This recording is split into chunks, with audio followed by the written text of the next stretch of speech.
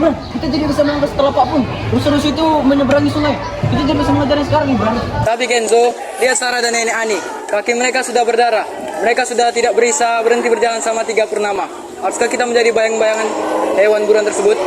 Aku sejak kecil memang seperti ini, Ibran. Kita tidak memiliki tanah. Aku hanya memiliki telapak kaki.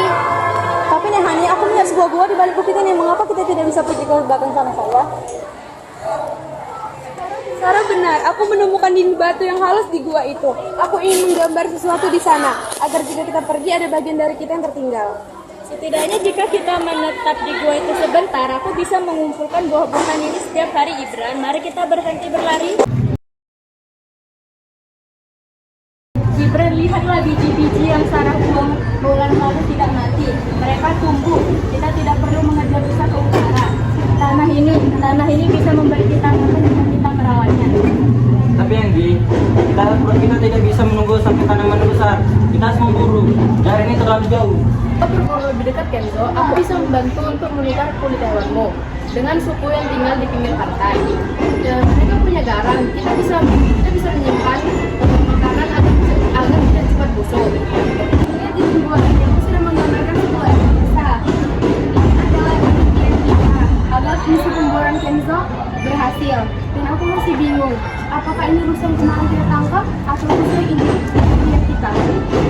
Masalahnya kalau lihat gambar kakak indah, tapi kita tidak mengetahui apa artinya. Ingatanku mulai penuh, anak-anakku. Aku mulai lupa nama-nama leluhur kita di goa ini. Jika aku lupa, sejarah kita akan hilang.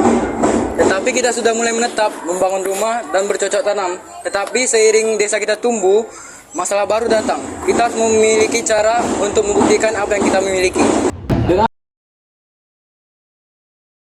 Kalau kami ini, aku bisa mengubah menjadi batu hijau dan kapal dan membangun pagar desa menjadi lebih kuat. Hebat Kenzo, tapi karena pagarmu ladang Anggi jadi bergeser.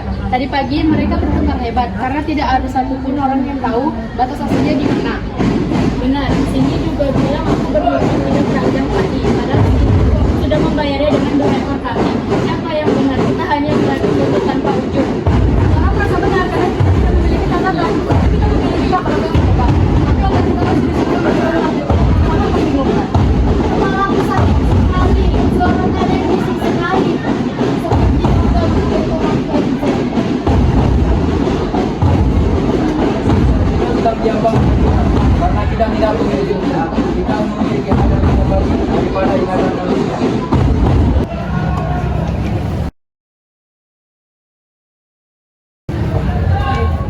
Perdebatan kalian sangat terdengar sampai seberang bukit.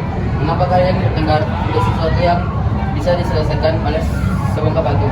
Siapa kau? Pengembara? Dan apa maksudmu dengan batu yang menyelesaikan masalah? Pengetahuan dari negeri matahari terbit. Ini disebut aksara. Lihat garis sendiri. Ini bukan gambar rusa. Ini adalah bunyi suara saat kau mengucapkan batas tanah. Jadi maksudku jika kita mengatakan sesuatu itu bisa tertulis di dalam ini. Tepat sekali Sarah. Ketika kau menulis Siti menerima 3 badi di batu ini, maka 10 tahun kemudian batu ini akan mengatakan hal yang sama dan tidak ada lagi perdebatan. Ini ajaib. Ini akan menyelamatkan perdaganganku. Dan aku bisa mencatat kapan waktu terbaik untuk menanam berdasarkan posisi bintang tanpa harus takut lupa. Aku akan mengajukan gambarku dengan tulisanku bintang agar semua orang di masa depan tahu, agar semua orang di masa depan tidak hanya tahu gambar besar, tapi tahu cara menangkapnya. Ani, hari ini bukanku terangkan. Kamu sudah tidak lagi bergantung pada napasmu, tapi pada kekuasaan jabatan. Akhirnya kegelapan telah berakhir. Anak-anakku, tulis saja